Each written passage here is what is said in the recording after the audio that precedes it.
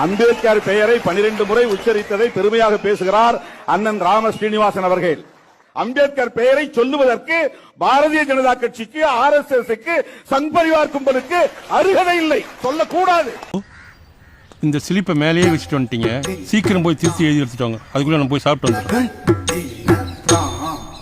பாத்தியானே எவ்வளவு டீசெண்டா நடந்துக்கிறாரு.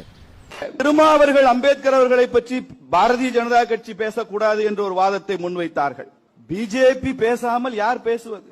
அம்பேத்கர் அவர்கள் என்னென்ன கொள்கைகளை முன்னெடுத்து பேசினார். பாகிஸ்தான் பிரிவினையை கடைசி வரை எதிர்த்தவர் டாக்டர் அம்பேத்கர் அவர்கள், அண்ணல் அம்பேத்கர். காங்கிரஸ் பற்றி அவர் விமர்சனம் செய்கிறார். Congress not only miss the bus but also the route என்று சொல்லுகிறார் பாபா சாஹேப் அம்பேத்கர். காஷ்மீருக்கு 370வது விசேஷ சட்டம், அதை ஏற்றுக்கொள்ளாதவர் அண்ணல் அம்பேத்கர். இன்னைக்கு 370வது பிரிவை அமித்ஷா அவர்கள் நீக்கிய பின்பு காஷ்மீர்ல இடஒதுக்கீடு வந்திருக்கிறது. இதுவரைக்கும் இடஒதுக்கீடு இல்லை. இன்னைக்கு காஷ்மீர்ல அண்ணல் அம்பேத்கருடைய சிலை பிரம்மாண்டமாக நிறுவப்பட்டிருக்கிறது. இந்திய தேசியத்தை அவர் கடைசி வரை விட்டுக் கொடுக்கவில்லை. நீங்கள் ஏன் புத்த மதத்திற்கு மதம் மாறுகிறீர்கள் என்று கேள்வி கேட்ட போது கூட அவர் மிக தெளிவாக பதில் சொல்லுகிறார்.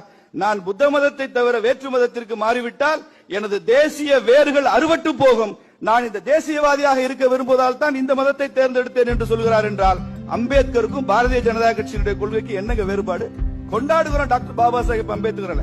இது நாடக அரசியல் இல்ல, இது நடிப்பு அரசியல் இல்ல, மனப்பூர்வமான ஒரு அரசியல் சித்தாந்தம். இது அது இவ்வளவு நாள் தெரியாமல் இருந்தது.